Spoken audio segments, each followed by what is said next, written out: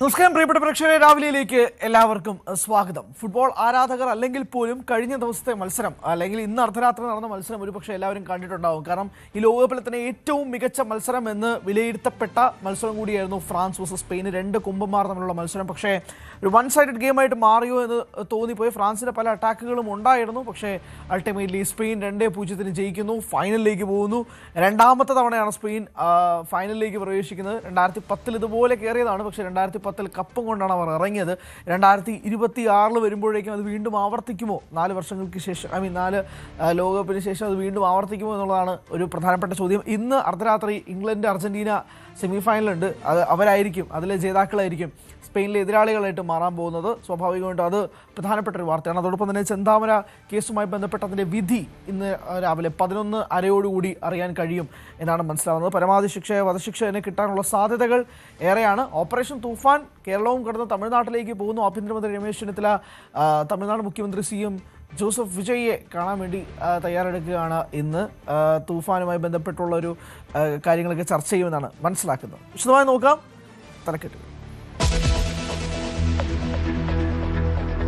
ഫ്രാൻസിനെ വീഴ്ത്തി സ്പെയിൻ ലോകകപ്പിന്റെ ഫൈനലിൽ. ജയം മറുപടിയില്ലാത്ത 2 ഗോളുകൾക്ക് സ്പെയിൻ ലോകകപ്പ് ഫൈനലിൽ എത്തുന്നത് രണ്ടാം തവണ. ഇന്ന് അർജന്റീന ഇംഗ്ലണ്ട് സെമിഫൈനൽ.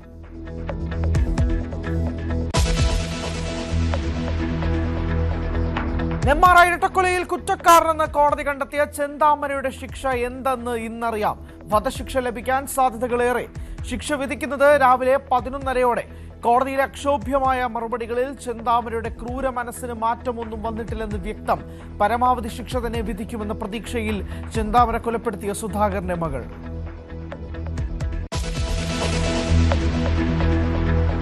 ബ്രിട്ടീഷ് നിർമ്മിത സ്കോച്ചിനും കാറുകൾക്കും ഇന്നു മുതൽ വില കുറയും. ഇന്ത്യ-UK വ്യാപാര കരാർ പ്രാബല്യത്തിൽ. മറ്റുൽപ്പന്നങ്ങൾക്ക് ഘട്ടം ഘട്ടമായി വില കുറയും. ചരിത്രം കുറിച്ച് ഇന്ത്യൻ ഉൽപ്പന്നങ്ങൾ തീരുവയില്ലാതെ ബ്രിട്ടീഷ് വിപണിയിലേക്ക്. ബഹിരാകാശത്ത് ആദ്യമായി മലയാളി എത്തി. ഒറ്റപ്പാലത്തുകാരൻ അനിൽ മേനോനും 2 റഷ്യക്കാരും സോയൂസ് MS-29 പേടകത്തിൽ ലക്ഷ്യം കുറിച്ചത് ഇന്ന് പുലർച്ചെ. അടുത്ത വർഷം ഏപ്രിൽ വരെ 3 പേരും ബഹിരാകാശത്ത്. ബൈക്കോണർ കോസ്മോഡ്രോമിൽ നിന്ന് കുതിച്ചുയർന്ന പേടകം ബഹിരാകാശ കേന്ദ്രത്തിലെത്തിയത് 3.5 മണിക്കൂർ കൊണ്ട്.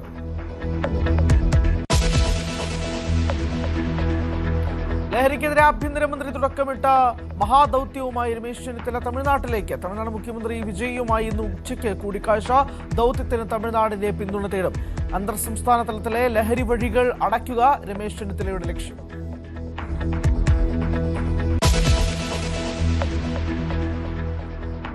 വിയറ്റ്നാമിൽ ബോട്ട് മറിഞ്ഞ് മരിച്ച കൊട്ടാരക്കരക്കായ ദമ്പതികളുടെ സംസ്കാരം ഇന്ന്. പൊതുദർശനം രാവിലെ 10-ന്. സംസ്കാരം ഉച്ച കഴിഞ്ഞ്. വിക്ടറി തോമസിന്റെയും ഭാര്യ ലൗനിയുടെയും മൃതദേഹങ്ങൾ നാട്ടിൽ എത്തിച്ചത് ഇന്നലെ.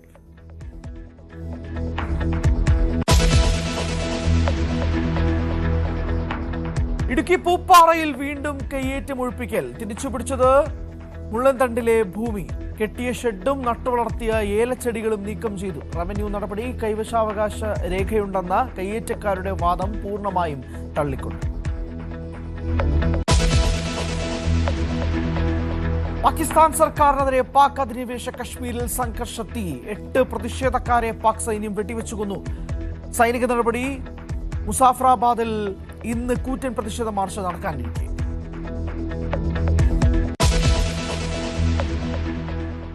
സ്പെയിനെ നേരിടാൻ ആര്? In association with Mehta Regal FC Kerala.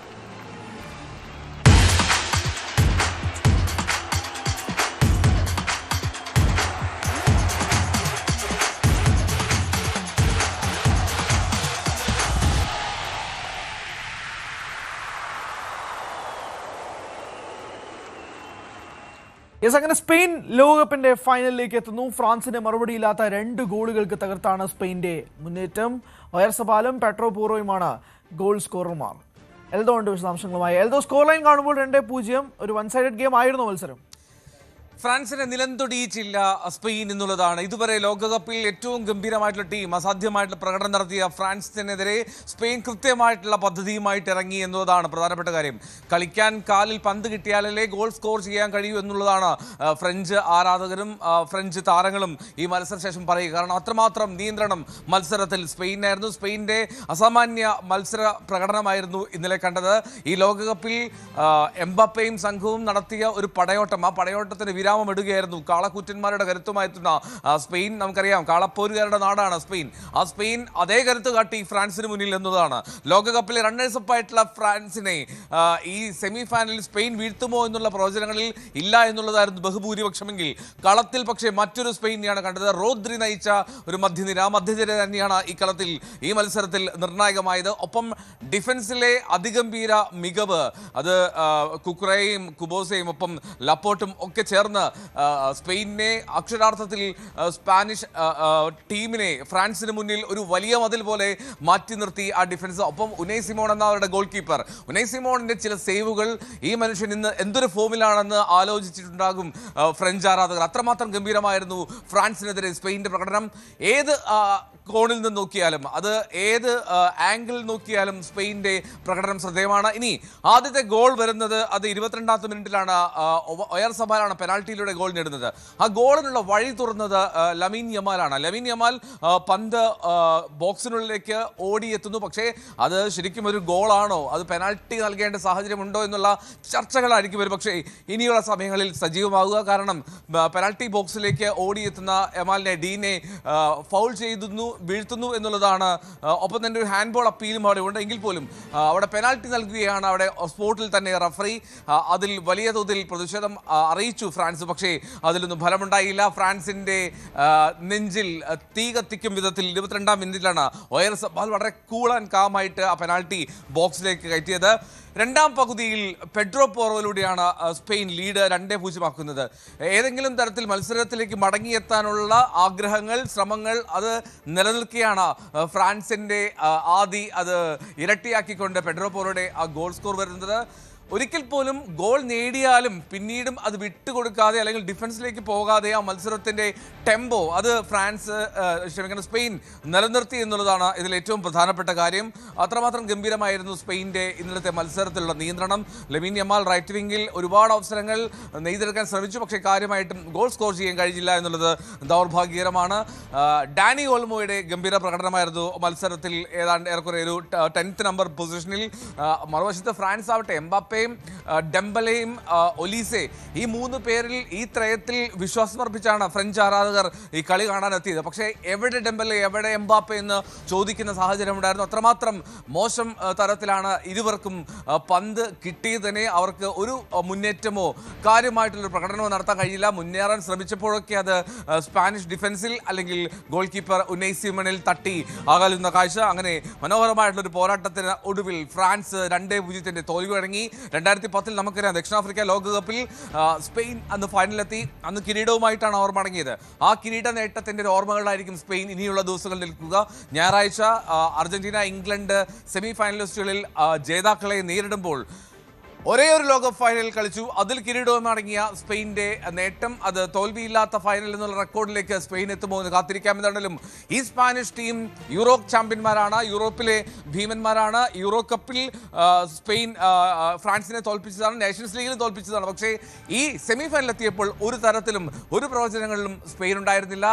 നിശ്ചിത സമയത്ത് തന്നെ കളി പൂട്ടിക്കെട്ടി എക്സ്ട്രാ ടൈമിലേക്ക് ഒന്നും പോകാതെ തന്നെ വളരെ കൃത്യമായി ക്ലിനിക്കലായി തന്നെ ഫിനിഷ് ചെയ്തു സ്പാനിഷ് ടീം. ഹരി, അതാണ് സാഹചര്യം. എന്തായാലും ഞാൻ ഏകദേശം ആ പെനാൽറ്റി കഴിഞ്ഞപ്പോഴേക്കും ടി വി ഓഫ് ചെയ്ത് വെച്ചതാണ്. കാരണം യമാലിനെ ഫൗൾ ചെയ്ത് വീഴ്ത്തുന്ന കാഴ്ച VAR-ലൊക്കെ പോകുമെന്ന് കരുതിയതാണ്. പക്ഷേ അങ്ങനെയൊന്നും ഉണ്ടായില്ല. യമാലിനെ ഫൗൾ ചെയ്ത് വീഴ്ത്തുന്നു, സ്പെയിന് പെനാൽറ്റി കിട്ടുന്നു, എർസബാൽ അത് പെനാൽറ്റി കൺവേർട്ട് ചെയ്യുന്നു, 1-0 കൺവേർട്ട് ചെയ്തതോടുകൂടി മത്സരം ഏകദേശം 20ാം മിനിറ്റിലേ ആയുള്ളൂ. പക്ഷേ ഫ്രാൻസിൻ്റെ ഒരു മികച്ച പോരാട്ടമൊക്കെ ഉണ്ടാവുമെന്നാണ് മനസ്സിൽ കൂട്ടിയത്. പക്ഷേ അങ്ങനെ ഉണ്ടായില്ല. 2-0 സ്പെയിൻ്റെ ആധികാരിക ജയത്തോടുകൂടി 2010 ശേഷം 2026 ലോകകപ്പ് ഫൈനലിലേക്ക് സ്പെയിൻ പ്രവേശിക്കുകയാണ്. യൂറോ ജേതാക്കന്മാരെന്നോ നമ്മൾ യൂറോയിലെ വമ്പന്മാരെന്നൊക്കെ തന്നെ വിളിക്കാം. അങ്ങനെ ഒരു സ്പെയിനിൻ്റെ എതിരാളികൾ ആരെന്ന് ഇന്ന് അർദ്ധരാത്രി അറിയാം. ഏറ്റവും ഫാൻ ഫോളോയിങ് ഉള്ള അർജന്റീനയും നേരെ മറിച്ച് ഇറ്റ്സ് കമ്മിങ് ഹോം എന്ന് ഇംഗ്ലണ്ട് ആരാധകർ വർഷങ്ങളായി പറയുകയാണ്.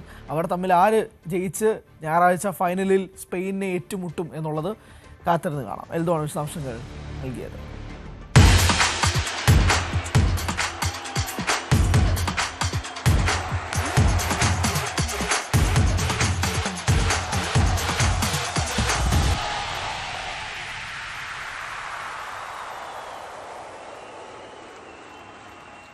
ഫുട്ഗോളം ഇൻ അസോസിയേഷൻ വിത്ത് മേത്തർ ഈഗിൾ FC കേരള.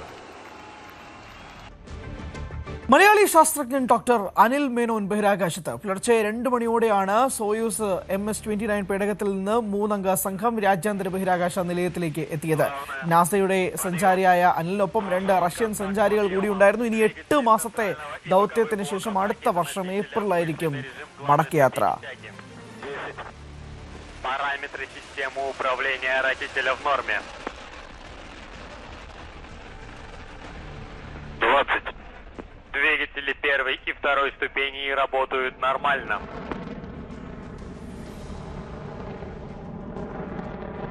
30. Параметры конструкции ракеты-носителя. അജയ് ഉണ്ട് വിശദാംശങ്ങളുമായി. അജയ്, വിംഗ് കമാൻഡർ രാകേഷ് ശർമ്മയുടെ വാക്കുകൾ പ്രകാരം അനിൽ മേനോൻ എന്ന മലയാളി നൽകുന്ന പ്രചോദനം, അദ്ദേഹത്തിന്റെ ഈ യാത്ര ഒരുപക്ഷെ ചരിത്രമാണ്, ഇന്ത്യക്കാർക്ക് കൂടുതൽ പ്രചോദനമാവുന്ന രീതിയിൽ ആകുമെന്നാണ് അദ്ദേഹത്തിന്റെ വാക്കുകളിൽ നിന്നും മനസ്സിലാവുന്നത്. ഈ ചരിത്ര നിമിഷത്തിലേക്ക് എങ്ങനെയാണ് എത്തുന്നത്? വിശദാംശം. ഹരി, ഇന്നലെ രാത്രി 8:17 ഇന്ത്യൻ സമയം 8:17 ആയിരുന്നു ഈ ബഹിരാകാശ സഞ്ചാരികളുടെ യാത്ര. കസക്കിസ്ഥാനിൽ വെച്ചാണ് ഈ വിക്ഷേപണം നടന്നത്. നാസയും അതുപോലെ റഷ്യയുടെ റോസ്കോസ്മോസും തമ്മിൽ ഒന്നിച്ച് സഹകരിച്ചുകൊണ്ടാണ് ഈ മിഷൻ യാഥാർത്ഥ്യമാക്കിയത്. ഇതിൽ നാസയുടെ ഭാഗത്തു നിന്നാണ് അനിൽ മേനോൻ ഈ യാത്രയുടെ ഒരു ഭാഗമായിട്ടുള്ളത്. മറ്റ് 2 റഷ്യൻ സഞ്ചാരികൾ കൂടി ഈ യാത്രയിൽ അനിലിനോടൊപ്പം ചേർന്നിട്ടുണ്ട്. റഷ്യൻ സഞ്ചാരികളായിട്ടുള്ള പ്യോത്തർ ഡുബ്രോ അതുപോലെ തന്നെ അന്ന കിക്കിന എന്നീ സഞ്ചാരികളാണ് അനിലിനോടൊപ്പം ഉള്ളത്. ഇവർ ഇപ്പോൾ നിലവിൽ ബഹിരാകാശ നിലയത്തിൽ കയറിക്കഴിഞ്ഞു. ഇന്നലെ രാത്രി ഇന്ത്യൻ സമയം 11:26 ഇത് അന്താരാഷ്ട്ര ബഹിരാകാശ നിലയത്തിൽ ഡോക്ക് ചെയ്തത്. ഡോക്ക് ചെയ്തതിന് ശേഷം 1:30 ഈ ബഹിരാകാശ നിലയത്തിൽ 3 സഞ്ചാരികളും പ്രവേശിക്കാനിരുന്നത്. എന്നാൽ ചില ടെക്നിക്കൽ പ്രശ്നങ്ങളെ തുടർന്ന് ഇത് പിന്നീട് നീണ്ടുപോയി. ഒരു അരമണിക്കൂർ കൂടിയാണ് നീണ്ടത്. അതിനുശേഷം 2 മണിക്ക് ഇവർ കൃത്യം ഈ പേടകത്തിൽ പ്രവേശിച്ചു. അന്താരാഷ്ട്ര ബഹിരാകാശ നിലയത്തിലെ 75ാം ദൗത്യത്തിന്റെ ഭാഗമായിട്ടാണ് ഈ 3 പേരും ഈ യാത്ര നടത്തിയിട്ടുള്ളത്. 74ാമത്തെ ദൗത്യ സംഘം ഇനി ഈ വരുന്ന ഞായറാഴ്ചയായിരിക്കും തിരിച്ച് ഭൂമിയിലേക്ക് യാത്ര തിരിക്കുക. അതിനുശേഷം ഈ 75ാം ദൗത്യ സംഘത്തിന്റെ വിവിധ പരീക്ഷണങ്ങൾ ബഹിരാകാശത്ത് തുടരുകയും ചെയ്യും. നാസയുടെ ഭാഗത്ത് നിന്ന് ഇപ്പോൾ നാസയ്ക്ക് ആദ്യം ഈ ഡോക്കിംഗ് പൂർത്തിയായതിനു ശേഷം അനിൽ മേനോന്റെ ഒരു സന്ദേശമുണ്ടായിരുന്നു. അതിവേഗ യാത്ര ഗംഭീരം എന്നാണ് അദ്ദേഹം ഭൂമിയിലേക്ക് അയച്ച സന്ദേശം. നാസയുടെ ഭാഗത്ത് നിന്ന് നിരവധി പരീക്ഷണങ്ങളായിരിക്കും അനിൽ മേനോൻ ഈ വരുന്ന ഏതാണ്ട് 8 മാസക്കാലം അന്താരാഷ്ട്ര ബഹിരാകാശ നിലയത്തിൽ നടത്തുക. 2027 ഏപ്രിൽ മാസത്തിലായിരിക്കും അവരുടെ മടക്കയാത്ര നിശ്ചയിച്ചിട്ടുള്ളത്. പ്രധാനമായിട്ടും അനിൽ നടത്തുന്ന പരീക്ഷണങ്ങൾ സെമി കണ്ടക്ടർ ക്രിസ്റ്റലുകളുടെ നിർമ്മാണമാണ്. ഇത്തരം സെമി കണ്ടക്ടർ ക്രിസ്റ്റലുകൾ ഈ ഹൈ പെർഫോമൻസ് കമ്പ്യൂട്ടറുകളുടെ നിർമ്മാണം, അതുപോലെ തന്നെ കൃത്രിമ ബുദ്ധി ഉപയോഗിച്ചുകൊണ്ടുള്ള മെച്ചപ്പെട്ട മെഡിക്കൽ ഉപകരണങ്ങൾ ഡെവലപ്പ് ചെയ്യാനൊക്കെ സഹായിക്കുന്നവയാണ്. അപ്പോൾ ഇതെല്ലാം ഭാവിയിലെ ബഹിരാകാശ പരീക്ഷണങ്ങൾക്ക് ഒരു മുതൽക്കൂട്ടാകും. അതുപോലെ അനിൽ മേനോന്റെ ഒരു പ്രത്യേകത എന്ന് പറയുന്നത് അദ്ദേഹം ഒരു ബഹിരാകാശത്തെ ഒരു മെഡിക്കൽ രംഗത്തെ പറ്റി ഏതാണ്ട് 20ഓളം പ്രബന്ധങ്ങൾ രചിച്ച ഒരു പ്രതിഭാശാലി കൂടിയാണ്. അതുകൊണ്ട് അദ്ദേഹത്തിന്റെ ഈ കഴിവ് ഉപയോഗപ്പെടുത്തിക്കൊണ്ട് തന്നെ ഓഗ്മെന്റഡ് റിയാലിറ്റി അതുപോലെ കൃത്രിമ ബുദ്ധി രീതികൾ എന്നിവ ഉപയോഗിച്ചുകൊണ്ട് ബഹിരാകാശത്ത് വെച്ച് പ്രത്യേക അൾട്രാസൗണ്ട് സ്കാനിങ്ങുകൾ നടത്താനുള്ള പരീക്ഷണങ്ങൾ കൂടി അനിൽ മേനോൻ നടത്തും. ഇതിലൂടെ ഉദ്ദേശിക്കുന്നത് ഈ ബഹിരാകാശ സഞ്ചാരികൾക്ക് എന്തെങ്കിലും ആരോഗ്യ പ്രശ്നങ്ങൾ ഉണ്ടായാൽ ഭൂമിയുമായി ഡയറക്റ്റ് കമ്മ്യൂണിക്കേറ്റ് ചെയ്യുന്നതിലുള്ള ഒരു പ്രയാസങ്ങൾ അവ ഒഴിവാക്കാനാണ് ഇതുവഴി ഉദ്ദേശിക്കുന്നത്. ഇത്തരം ഈ പരീക്ഷണം യാഥാർത്ഥ്യമായാൽ ബഹിരാകാശ സഞ്ചാരികൾക്ക് എന്തെങ്കിലും ആരോഗ്യ പ്രശ്നങ്ങൾ ഉണ്ടായാൽ അത് ബഹിരാകാശ നിലയത്തിൽ വെച്ച് തന്നെ സോൾവ് ചെയ്യാൻ കഴിയും. ഇതൊരു പുതിയ പരീക്ഷണമാണ്. ഒരു ഓഗ്മെന്റഡ് റിയാലിറ്റിയും കൃത്രിമ ബുദ്ധിയും ഉപയോഗിച്ചുകൊണ്ടുള്ള അൾട്രാസൗണ്ട് സ്കാനിംഗ് രീതി. ഇത് വിജയകരമായാൽ അത് തീർച്ചയായിട്ടും ഒരു വലിയ കണ്ടുപിടുത്തം കൂടിയാണ്. അതിലൊരു മലയാളി സാന്നിധ്യമുള്ളതിൽ നമുക്ക് തീർച്ചയായിട്ടും അഭിമാനിക്കാം. അതുപോലെ സ്പേസിൽ വെച്ചുള്ള രക്തപ്രവാഹത്തിലുള്ള മാറ്റങ്ങൾ, അവ എങ്ങനെയാണ് മനുഷ്യ ശരീരത്തിനെ സ്വാധീനിക്കുന്നത് എന്നിവ ഉൾപ്പെടെയുള്ള പരീക്ഷണങ്ങൾ നടത്തും. അതുപോലെ ബയോ പ്രിന്റിംഗ് വാസ്കുലർ കൺസ്ട്രക്ടറുകളുടെ പരീക്ഷണം അത് നടത്തും. ഇതുവഴി വാർദ്ധക്യ പ്രക്രിയയെക്കുറിച്ചുള്ള ഒരു രീതികൾ, അതിനെക്കുറിച്ചുള്ള കൂടുതൽ കാര്യങ്ങൾ മനസ്സിലാക്കാൻ സാധിക്കും ഇത്തരത്തിലുള്ള ബയോ പ്രിന്റിംഗ് വാസ്കുലറുകളുടെ പരീക്ഷണത്തിലൂടെ. ഇത്തരം കാര്യങ്ങളിലൂടെ പുതിയ ചികിത്സാ രീതികൾ ഡെവലപ്പ് ചെയ്യാൻ ഇതുവഴി സാധിക്കും. അത് ഭൂമിയിൽ വെച്ചുള്ള ഈ വാർദ്ധക്യ സഹജമായിട്ടുള്ള അസുഖങ്ങളുടെ കൂടുതൽ ചികിത്സകൾക്കുൾപ്പെടെ ഇത് കൂടുതൽ സഹായകമാകുമെന്നാണ് പ്രതീക്ഷിക്കുന്നത്. അല്ല, അത് തന്നെയാണ് അജയ്. അതോടൊപ്പം തന്നെ ഈ അനിൽ മേനോന്റെ ഒരു യാത്രയുണ്ടല്ലോ, 2014 തുടങ്ങിയൊരു യാത്രയാണ് അദ്ദേഹത്തിൻ്റെ. അതിൽ ഫ്ലൈറ്റ് സർജനായിട്ട് അദ്ദേഹം കയറുന്നു. പക്ഷേ അതിനുശേഷം 12 വർഷങ്ങൾക്ക് ശേഷം ഇങ്ങനെ ഒരു ദൗത്യം ഏറ്റെടുക്കുമ്പോൾ ഇതിന് പിന്നിൽ കുറച്ച് കാര്യങ്ങൾ കൂടിയുണ്ടല്ലോ. ഇപ്പോൾ സൂചിപ്പിച്ചതുപോലെ തന്നെ കുറച്ചധികം പഠനങ്ങൾ, കുറച്ചധികം ഗവേഷണങ്ങൾ ഉൾപ്പെടെയുള്ള കാര്യങ്ങൾ അവിടെ നടത്തുന്നുണ്ട്. കുറച്ചധികം റിസർച്ച് നടത്തുന്നുണ്ട്, എക്സ്പെരിമെൻറ്റ്സ് നടത്തുന്നുണ്ട്. പ്രത്യേകിച്ച് ചൊവ്വയിലും ചന്ദ്രനിലും ഒക്കെ പോകുമ്പോൾ ഒരു ദീർഘകാല യാത്രയ്ക്ക് വേണ്ടിയിട്ട് പറ്റുന്ന രീതിയിൽ ഉണ്ടാക്കുന്ന ചേഞ്ചസ് ഉൾപ്പെടെ നടത്തുന്നുണ്ട്. നമ്മൾ പറയാറുണ്ട് ഭൂമിയിൽ എവിടെ പോയാലും ഒരു മലയാളി ഉണ്ടാകും. ഇപ്പോൾ ഭൂമിയിൽ മാത്രമല്ല, ബഹിരാകാശത്ത് ഒരു മലയാളി സാന്നിധ്യം എത്തുമ്പോഴേക്കും ആ ഒരു ജേണി ഉണ്ടല്ലോ അദ്ദേഹത്തിൻ്റെ ഒരു ജേണി 2014 ഫ്ലൈറ്റ് സർജനായിട്ട് തുടങ്ങുന്ന ജേണിയിൽ നിന്നും ഇതുവരെയിലേക്ക് എത്തുമ്പോഴേക്കും ഉണ്ടാക്കുന്ന പ്രചോദനം, അതിലാണ് നമ്മൾ തുടങ്ങിയത്. തീർച്ചയായിട്ടും അദ്ദേഹം ഇപ്പോൾ നമുക്ക് നോക്കുകയാണെങ്കിൽ സ്പേസ് എക്സിൻ്റെ ഒരു ഭാഗം കൂടിയാണ് അനിൽ മേനോൻ എന്ന് നമുക്ക് കാണാൻ സാധിക്കും. അനിൽ മേനോൻ മാത്രമല്ല, അദ്ദേഹത്തിൻ്റെ ഭാര്യ കൂടിയായിട്ടുള്ള അന്ന മേനോനും ഒരു ബഹിരാകാശ സഞ്ചാരിയാണ്. ഇരുവരും സ്പേസ് എക്സുമായിട്ട് സഹകരിച്ചിട്ടുള്ളതാണ്. അനിൽ മേനോൻ്റെ ഒരു യാത്ര നോക്കുകയാണെങ്കിൽ അദ്ദേഹം സ്പേസ് എക്സിൻ്റെ ബഹിരാകാശ ദൗത്യത്തിൽ ഫ്ലൈറ്റ് സർജനായിട്ട് അദ്ദേഹം ജോലി ചെയ്തിട്ടുണ്ട്. അപ്പോൾ ഇതിൻ്റെ ഭാഗമായിട്ടൊക്കെയുള്ള ഒരു എക്സ്പീരിയൻസ് അനിൽ മേനോനുണ്ട്. ഇനി സ്പേസ് എക്സ് ഭാവിയിൽ തീർച്ചയായിട്ടും ഇനി കൂടുതൽ ചാന്ദ്ര ദൗത്യങ്ങൾക്കുൾപ്പെടെ പദ്ധതിയിടുന്നുണ്ട്. അതുകൊണ്ട് തന്നെ അടുത്ത ഒരു ആക്സിയം ദൗത്യങ്ങളിൽ ഉൾപ്പെടെ അനിൽ മേനോൻ കൂടി ഭാഗമാകാനുള്ള സാധ്യതയും തള്ളിക്കളയാനില്ല. അദ്ദേഹത്തിൻ്റെ ഭാര്യ കൂടി ഈ മിഷനുകളിൽ പങ്കെടുക്കാനുള്ള സാധ്യത കൂടിയുണ്ട്. ഹരി സൂചിപ്പിച്ചതുപോലെ തന്നെ അനിൽ മേനോൻ്റെ ഒരു യാത്ര അത് തീർച്ചയായിട്ടും എടുത്തു പറയേണ്ടതാണ്. മിനിയാപോളിസിലാണ് അദ്ദേഹം ജനിക്കുന്നത്. അതിനുശേഷം ഹാർവേർഡ് സർവകലാശാലയിൽ നിന്ന് ന്യൂറോ ബയോളജിയിലാണ് ബിരുദം നേടുന്നത്. പിന്നീട് മെക്കാനിക്കൽ എഞ്ചിനീയറിംഗിൽ അദ്ദേഹം ബിരുദം പൂർത്തിയാക്കി. പിന്നീട് അമേരിക്കൻ വ്യോമസേനയിൽ കേണലായിട്ട് വർക്ക് ചെയ്തു. പിന്നീട് വൈദ്യശാസ്ത്ര പഠനവും പിന്നെ സോഫ്റ്റ് ടിഷ്യൂ മൊഡ്യൂളുകളെ പറ്റിയിട്ടുള്ള പഠനമൊക്കെ അദ്ദേഹം നടത്തി. അതിനുശേഷമാണ് അദ്ദേഹം സ്പേസ് മിഷനുകളിൽ കൂടുതൽ പങ്കാളിയാകുന്നത്. പിന്നീട് അദ്ദേഹം കൂടുതൽ കാര്യങ്ങൾ ഈ ഫ്ലൈറ്റ് സർജനായിട്ടൊക്കെ ജോലി ചെയ്യുന്നത് അതിനുശേഷമാണ് സ്പേസ് എക്സ് പോലെയുള്ള പദ്ധതികളിൽ.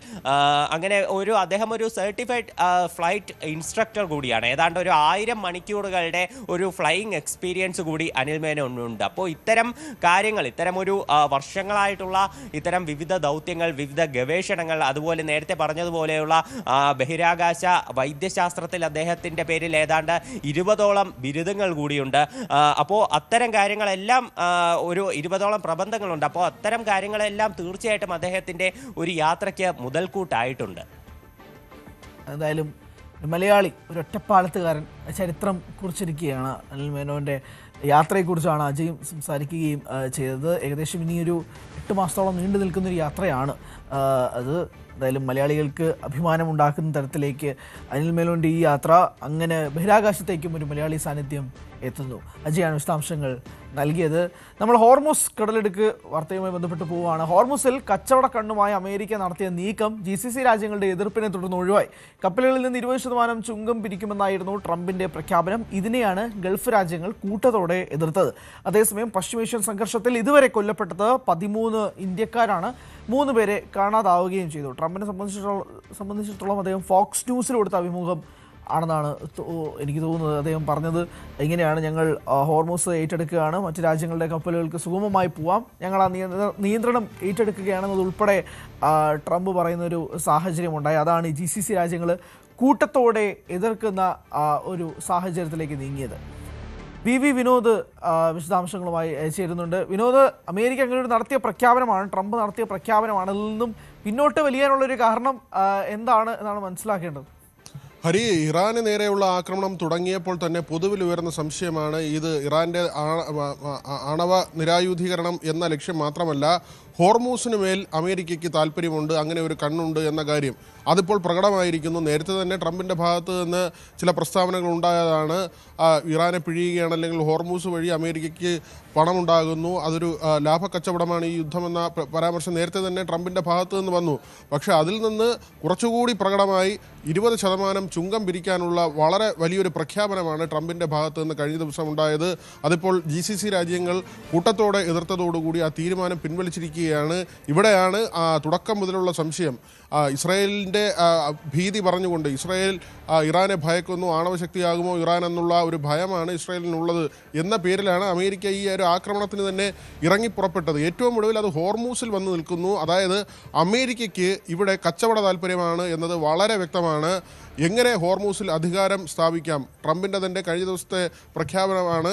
ഹോർമൂസിൻ്റെ ഗാർഡിയൻ അമേരിക്കയാണ്, US ആണ്. അതുകൊണ്ട് തന്നെ അവിടുത്തുള്ള കപ്പലുകൾക്ക് കടന്നു പോകുന്നതിനുള്ള എല്ലാ സൗകര്യവും അമേരിക്ക ഒരുക്കും. അതായത് ഇല്ലാത്തൊരു പ്രശ്നം ഒരു മേഖലയിൽ സൃഷ്ടിക്കുകയും അവിടുത്തെ ഉത്തരവാദിത്തം ഏറ്റെടുക്കുകയും അവിടെ പോകുന്ന കപ്പലുകൾക്ക് തങ്ങൾ സുരക്ഷിതത്വം ഒരുക്കും, അല്ലെങ്കിൽ അങ്ങനെ ഒരു സാഹചര്യം സൃഷ്ടിച്ചെടുക്കുകയും ഏറ്റവും ഒടുവിൽ അതുവഴി കടന്നു പോകുന്ന കപ്പലുകളിൽ നിന്ന് 20% ചുങ്കം പിരിക്കാനുള്ള തീരുമാനം ട്രംപ് കൈക്കൊള്ളുകയും ചെയ്യുമ്പോൾ വളരെ കൃത്യമാണ് അമേരിക്കയ്ക്ക് അങ്ങനെ വലിയൊരു കച്ചവട താല്പര്യമുണ്ടായിരുന്നു. പക്ഷേ ഇപ്പോൾ അമേരിക്കയ്ക്ക് സൈനിക താവളങ്ങൾ ഒരുക്കുന്ന GCC രാജ്യങ്ങൾ ഉൾപ്പെടെ ഇതിനെ എതിർത്തുകൊണ്ട് രംഗത്ത് വന്നിട്ടുണ്ട്. കാരണം ഈ പല രാജ്യങ്ങളിലും ഒപ്പക്കിൽ നിന്ന് പുറത്തു പോവുകയും അവർ സ്വതന്ത്രമായ വിപണി കണ്ടെത്തുകയും വില കുറച്ച് എണ്ണ വിൽക്കുകയുമാണ്. ഇത് മറ്റ് രാജ്യങ്ങളെ സംബന്ധിച്ച് പ്രതിസന്ധി ഉണ്ടാക്കുന്നുണ്ട്. അതിന് പുറമെയാണ് ഇപ്പോൾ 20% നികുതി കൂടി കൊടുക്കണം എന്ന കാര്യം വരുമ്പോൾ റഷ്യ ഉൾപ്പെടെയുള്ള രാജ്യങ്ങളിലേക്ക് കൂടുതൽ കപ്പലുകൾ പോകും, കൂടുതൽ രാജ്യങ്ങൾ എണ്ണ വാങ്ങുന്നതിന് നിർബന്ധിതരാകും. കാരണം ഹോർമൂസിൽ ഈ പ്രശ്നം നടക്കുമ്പോൾ തന്നെ ഏറ്റവും വലിയ നേട്ടമുണ്ടാക്കിയത് റഷ്യയാണ്.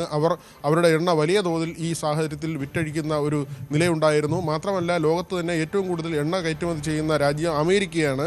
അമേരിക്കയെ സംബന്ധിച്ചും ഇത് മെച്ചമുണ്ടാകും. കാരണം ഹോർമൂസിലെ ചുങ്കപ്പിരിവ്, അതോടൊപ്പം തന്നെ അമേരിക്കൻ ഇന്ധനത്തിന് ആഗോള തലത്തിലുണ്ടാകുന്ന ഒരു താല്പര്യം, അവർക്ക് അതുവഴി കൂടുതൽ പണമുണ്ടാകുന്ന സാഹചര്യം. വെനസ്വേലയിൽ നിന്ന് എണ്ണ ഇപ്പോൾ അമേരിക്കയുടെ നിയന്ത്രണത്തിലാണ് വെനസ്വേലയുടെ പ്രവർത്തനം നടക്കുന്നത്. അവിടെ നിന്നുള്ള എണ്ണ വാങ്ങണമെന്നാണ് ഇന്ത്യ അടക്കമുള്ള രാജ്യങ്ങളോട് നിർദ്ദേശിച്ചിട്ടുള്ളത്. അങ്ങനെ പൊതുവിൽ അമേരിക്കയ്ക്ക് ആകെ മെച്ചമുണ്ടാകുന്ന നിലയിലേക്ക് ഈ ഹോർമൂസിലെ പ്രശ്നങ്ങളെ കൊണ്ടുപോകാനാണ് ട്രംപിൻ്റെ താല്പര്യം. ആ താല്പര്യമാണ് ഇപ്പോൾ GCC രാജ്യങ്ങൾ പൊളിച്ചിരിക്കുന്നത്. മറ്റൊന്ന്, ഇന്ത്യയെ സംബന്ധിച്ച് ഉണ്ടായിട്ടുള്ള ജീവഹാനി, ഇന്ത്യക്കാർക്കുണ്ടായ ജീവൻ നഷ്ടമാകുന്ന സാഹചര്യം, അത് 13 ഇന്ത്യക്കാർക്ക്, പശ്ചിമേഷ്യൻ സംഘർഷം ഫെബ്രുവരി 28 തുടങ്ങിയതാണ്. അതുമുതൽ ഇതുവരെ 13 ഇന്ത്യക്കാർ കൊല്ലപ്പെട്ടു, 3 പേരെ കാണാതായിട്ടുണ്ട്. ഏറ്റവും ഒടുവിലാണ് കഴിഞ്ഞ ദിവസം ഇന്ത്യൻ പതാകയുള്ള കപ്പലിലെ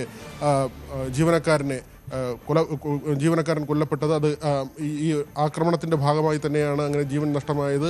കൂടുതൽ പേരും കൊല്ലപ്പെട്ടത് ഇറാൻ്റെ ഭാഗത്തു നിന്നുള്ള ആക്രമണത്തിലാണ്. അമേരിക്കയുടെ ആക്രമണത്തിലും ഇന്ത്യക്കാർ കൊല്ലപ്പെടുന്ന സാഹചര്യമുണ്ടായി. അങ്ങനെ ഇന്ത്യക്കും വലിയ ബുദ്ധിമുട്ടുണ്ടാകുന്ന ഒരു സാഹചര്യമുണ്ട്.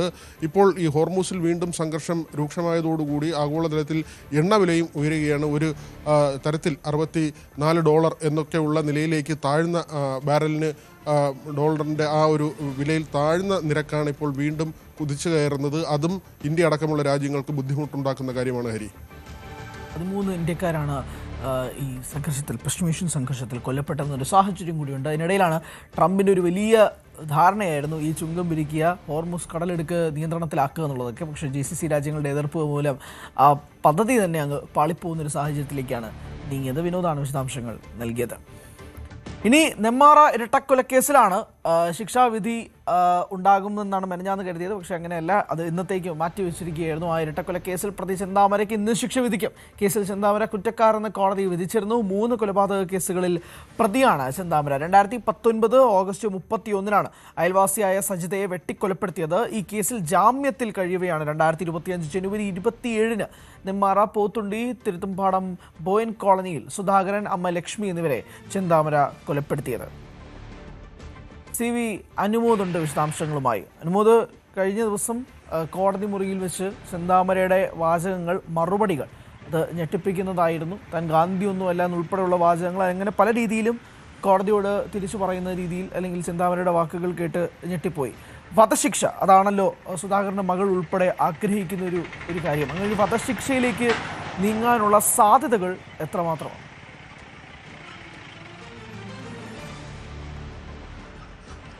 ഇരട്ട കൊലപാതക കേസിൽ ഇയാൾ കുറ്റക്കാരനാണെന്ന് കോടതി കണ്ടെത്തി. അതിനെ തുടർന്ന് ഇയാളുടെ ജഡ്ജി കാര്യങ്ങൾ ചോദിച്ചപ്പോൾ അയാളെ സ്റ്റേറ്റ്മെൻ്റായിട്ട് തന്നെയാണ് പലതും രേഖപ്പെടുത്തിയിട്ടുള്ളത്. അതായത് ഈ ഒരു കേസിൽ പരമാവധി ശിക്ഷ നൽകാനുള്ള സാധ്യതകൾ നിലനിൽക്കുന്നു എന്ന് തന്നെ വേണം നമുക്ക് വിലയിരുത്തുവാൻ. അത് പ്രോസിക്യൂഷനോടാണെങ്കിലും പ്രതിഭാഗത്തോടാണെങ്കിലും നമുക്ക് സംസാരിക്കുമ്പോൾ അങ്ങനെ തന്നെയാണ് മനസ്സിലാക്കാനാകുന്നത്.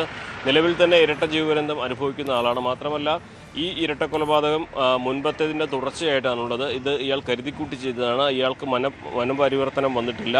ഇയാളുടെ മനോനില പ്രശ്നമുള്ള അതല്ലെങ്കിൽ ഒരു മനോരോഗ വിദഗ്ധൻ്റെ അഭിപ്രായത്തിൽ ഇയാൾക്ക് മാനസിക പ്രശ്നങ്ങളൊന്നും തന്നെ ഇല്ല. അപ്പോൾ ഇയാൾ ഒരിക്കലും അതിന് മാറാനും പോകുന്നില്ല. മാനസിക പ്രശ്നങ്ങൾ അനുഭവിക്കുന്ന ആളുമല്ല. ഇയാൾ സമൂഹത്തിന് ഭീഷണിയാണ്, ആ കുടുംബത്തിന് ഭീഷണിയാണ്. ഇയാൾ പുറത്തിറങ്ങുന്നത് വലിയ പ്രശ്നങ്ങൾ ഉണ്ടാക്കുമെന്ന് കോടതി നിരീക്ഷിക്കുന്നുണ്ട്.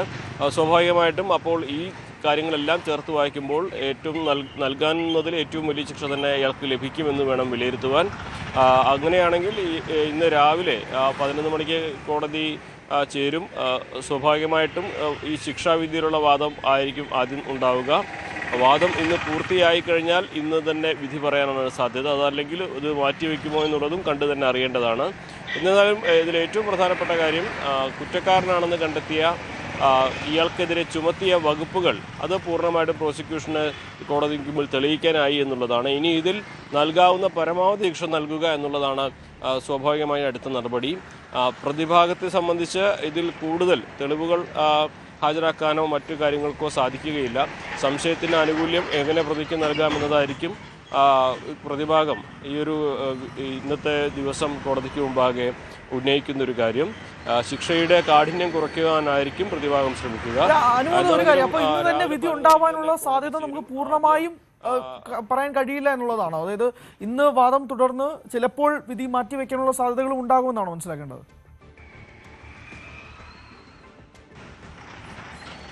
തീർച്ചയായും ഈ വാദം നീണ്ടുപോവുകയാണെങ്കിൽ ഒരുപക്ഷെ വിധി പറയുന്നത് അടുത്ത ദിവസത്തേക്ക് മാറ്റിവെക്കാനുള്ള സാധ്യത തള്ളിക്കളയാനാകില്ല. അത് ഈ പ്രോസിക്യൂഷൻ്റെ വാദത്തെ പ്രതിഭാഗം എത്രമാത്രം എതിർക്കും എന്നതിൻ്റെ കൂടി അടിസ്ഥാനത്തിലായിരിക്കും. ആദ്യം പ്രോസിക്യൂഷൻ ഈ ചുമത്തിയ കുറ്റങ്ങളിൽ പരമാവധി ശിക്ഷ നൽകണമെന്ന വാദം ഉന്നയിക്കും, അതിൻ്റെ കാരണങ്ങൾ നിരത്തും.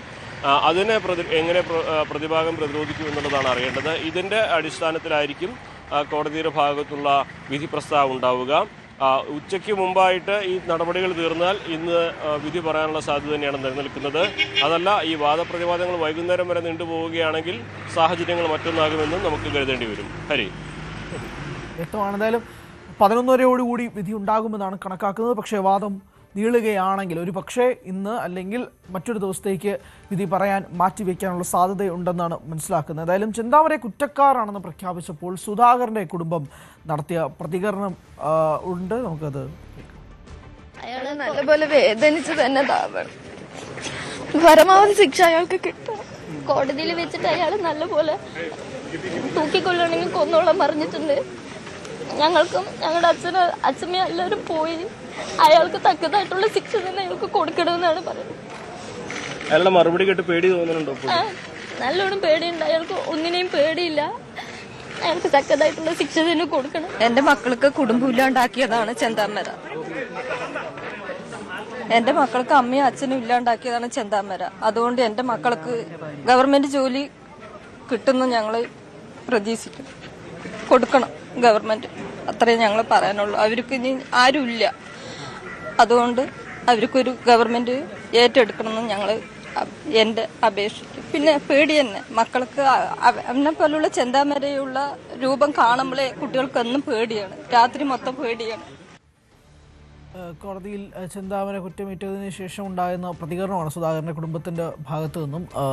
എന്തായാലും ഇന്ന് വിധി ഉണ്ടാവാനാണ് സാധ്യത എന്നാണ് മനസ്സിലാക്കുന്നത്. ഇല്ലാത്ത പക്ഷം മറ്റൊരു ദിവസത്തിലേക്ക് മാറ്റും. CV അനുമോദാണ് വിശദാംശങ്ങൾ നൽകിയത്.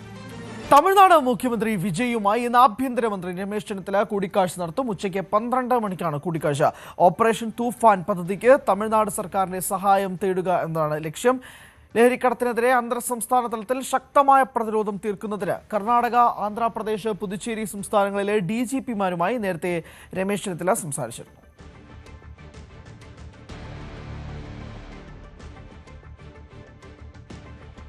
അൻസിബ ഹസന്റെ പരാതിയിൽ രജിസ്റ്റർ ചെയ്ത കേസിൽ നടൻ ടിനി ടോം സമർപ്പിച്ച മുൻകൂർ ജാമ്യാപേക്ഷയിൽ ഇന്ന് എറണാകുളം സെഷൻസ് കോടതി വിധി പറയും. കേസിൽ അറസ്റ്റിന് സാധ്യതയുണ്ടെന്ന വിലയിരുത്തലിനെ തുടർന്നാണ് ടിനി ടോം കോടതിയെ സമീപിച്ചത്. കോടതി നേരത്തെ പോലീസ് റിപ്പോർട്ട് തേടിയിരുന്നു. ആ റിപ്പോർട്ടും ഇരുവിഭാഗങ്ങളുടെയും വാദങ്ങളും പരിഗണിച്ച ശേഷമാണ് ഇന്ന് ഉത്തരവ് പ്രഖ്യാപിക്കുന്നത്. അൻസിബയുടെ പരാതിയുടെ അടിസ്ഥാനത്തിൽ കടവന്ത്ര പോലീസ് രജിസ്റ്റർ ചെയ്ത കേസിൽ സ്ത്രീത്വത്തെ അപമാനിക്കൽ, ലൈംഗിക സൂചനയോടെയുള്ള പരാമർശം, അശ്ലീല പ്രയോഗം, മതസ്പർദ്ധ വളർത്തൽ, മതവികാരം വ്രണപ്പെടുത്തൽ തുടങ്ങി ഗുരുതര വകുപ്പുകളാണ് ടിനി ടോമിനെതിരെ ചുമത്തിയിരിക്കുന്നത്. മുൻകൂർ ജാമ്യം അനുവദിച്ചാൽ അന്വേഷണവുമായി സഹകരിക്കണമെന്ന വ്യവസ്ഥകളോടെ അറസ്റ്റിൽ നിന്ന് താൽക്കാലിക നിയമപരിരക്ഷ ലഭിക്കും. അതേസമയം ജാമ്യാപേക്ഷ കോടതി തള്ളിയാൽ അന്വേഷണത്തിന്റെ ഭാഗമായി പോലീസ് തുടർ നിയമ നടപടികളിലേക്ക് കടക്കാനും സാധ്യതയുണ്ട്. ജാമ്യാപേക്ഷയിലെ കോടതി ഉത്തരവ് ടിനി ടോമിന് വളരെ നിർണായകമാണ്. ഇന്ത്യ UK സ്വതന്ത്ര വ്യാപാര കരാർ ഇന്ന് നിലവിൽ വരും. ഇതോടെ ബ്രിട്ടനിൽ നിന്നുള്ള സ്കോച്ച് വിസ്കി, കാറുകൾ തുടങ്ങിയ ഉൽപ്പന്നങ്ങൾക്ക് ഘട്ടം ഘട്ടമായി ഇന്ത്യയിൽ വില കുറയും. ഇന്ത്യൻ ഉൽപ്പന്നങ്ങൾക്ക് തീരുവയില്ലാതെ ബ്രിട്ടീഷ് വിപണിയിൽ പ്രവേശിക്കാനും കരാർ വഴി ഒരുക്കുന്നതോടെ പുതുചരിത്രവും കൂടിയായി മാറുകയും ചെയ്യും. കഴിഞ്ഞ വർഷം ജൂലൈ 24-നാണ് ഇന്ത്യയും UKയും കരാറിൽ ഒപ്പുവെച്ചത്. പാക് അധിനിവേശ കശ്മീരിൽ സംഘർഷം രൂക്ഷമാകുന്നു. 8 പ്രതിഷേധക്കാരെ പാകിസ്ഥാൻ സൈന്യം വെടിവെച്ച് കൊന്നു. മുസാഫറാബാദിൽ പ്രതിഷേധ മാർച്ച് ഇന്ന് നടക്കാനിരിക്കെയാണ് സൈനിക നടപടി. ഒരാഴ്ചയിലധികമായി റാവാലക്കോട്ട്, കോട്സി, മിർപൂർ അടക്കം 7-ലധികം പ്രദേശങ്ങളിൽ പാക് സർക്കാരിനെതിരായ പ്രക്ഷോഭം കലുഷിതമാണ്. മുസ്തഫാബാദിൽ കൂറ്റൻ പ്രതിഷേധ റാലി ഇന്ന് നടത്താനിരിക്കെയാണ് സൈന്യം പ്രതിഷേധക്കാർക്കെതിരെയുള്ള നടപടി കടുപ്പിച്ചത്. പാക് റേഞ്ചേഴ്സ് ടിയർ ഗ്യാസ് ഷെല്ലുകൾ പ്രയോഗിച്ചു. പലതവണ വെടിയുതിർത്തു. ഒരു സ്ഥലത്തല്ല, പലയിടങ്ങളിൽ സമാനമായ വെടിവയ്പുണ്ടായി. സുദാനോട്ടിൽ പ്രതിഷേധക്കാർ ചിതറിയോടി. ആഴ്ചകളായി പാക് അധിനിവേശ കാശ്മീർ സംഘർഷഭരിതമാണ്. എന്താണ് കാരണം?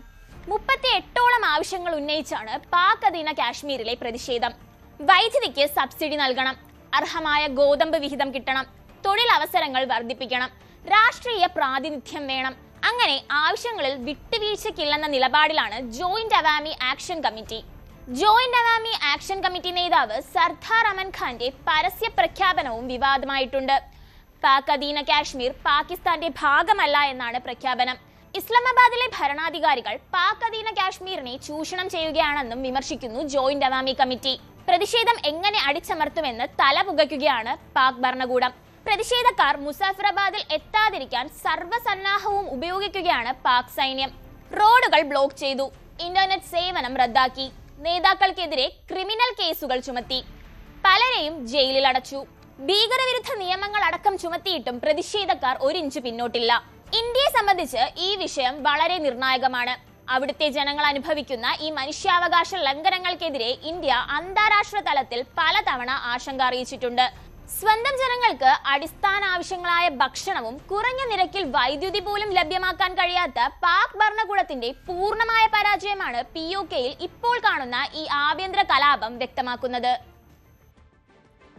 വിയറ്റ്നാമിലെ ബോട്ട് അപകടത്തിൽ മരിച്ച കൊട്ടാരക്കര സ്വദേശികളായ AC തോമസ്, ലൗനി ദമ്പതികളുടെ സംസ്കാര ചടങ്ങുകൾ ഇന്ന് നടക്കും. ഉച്ച കഴിഞ്ഞാണ് സംസ്കാരം. രാവിലെ 10-ന് ജൂബിലി മന്ദിര ചാപ്പലിലാണ് പൊതുദർശനം. വിനീഷ് ഉണ്ട് വിശദാംശങ്ങളുമായി. ഏകദേശം വിനീഷ്, 13ഓളം പേർ മരിച്ചൊരു സംഭവം കൂടിയാണ്. അതിൽ 2 മലയാളികൾ കൂടി ഉൾപ്പെടുന്നു.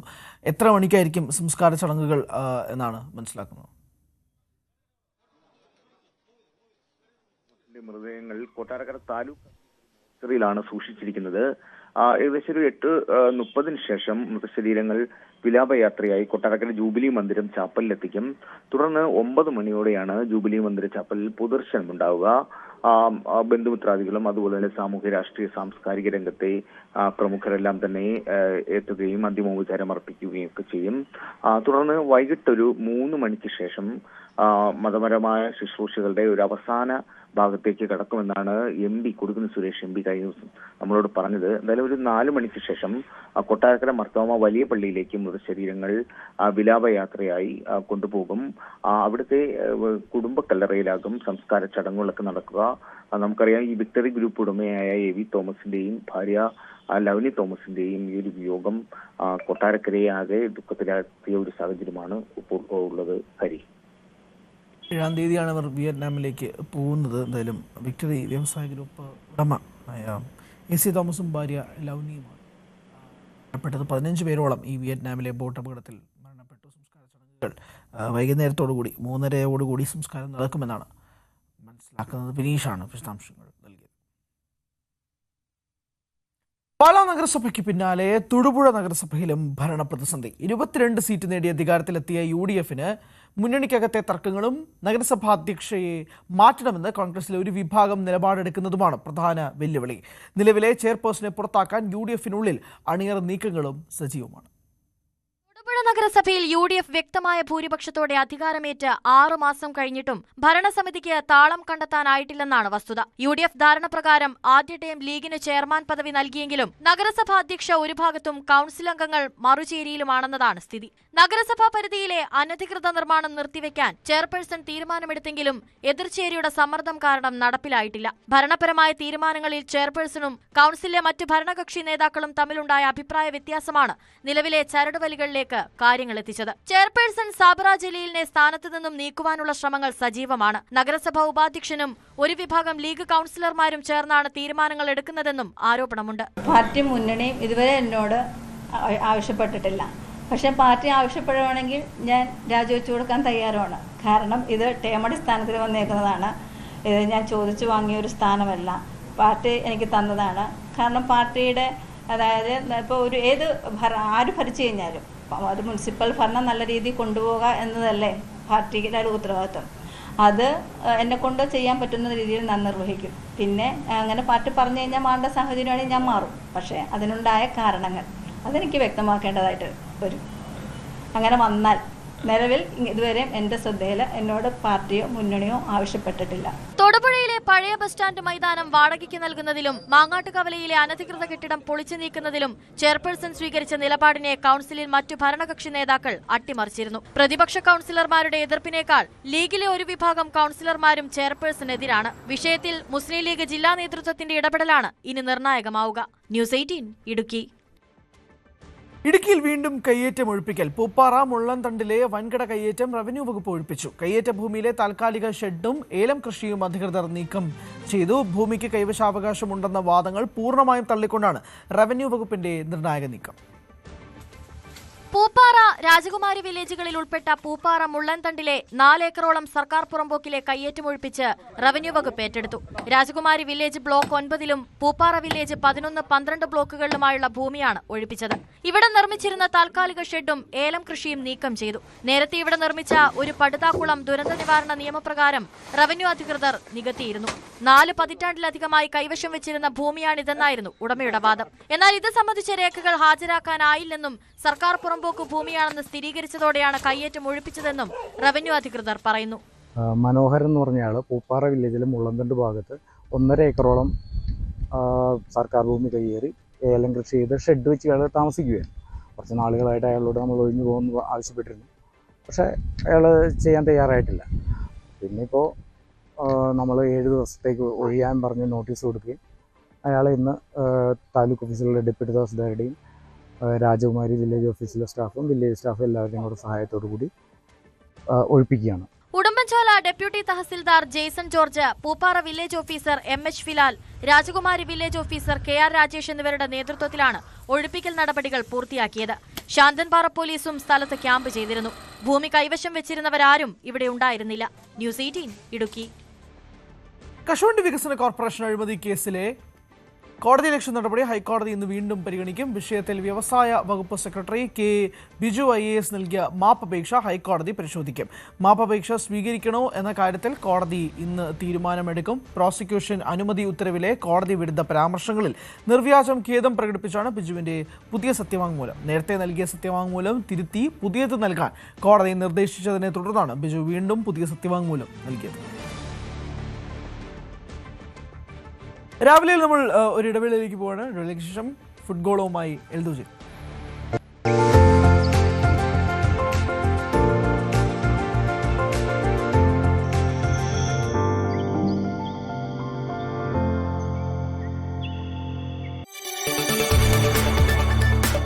കൂടുതൽ വാർത്തകൾക്ക് News 18 Keralam YouTube channel subscribe ചെയ്യുക.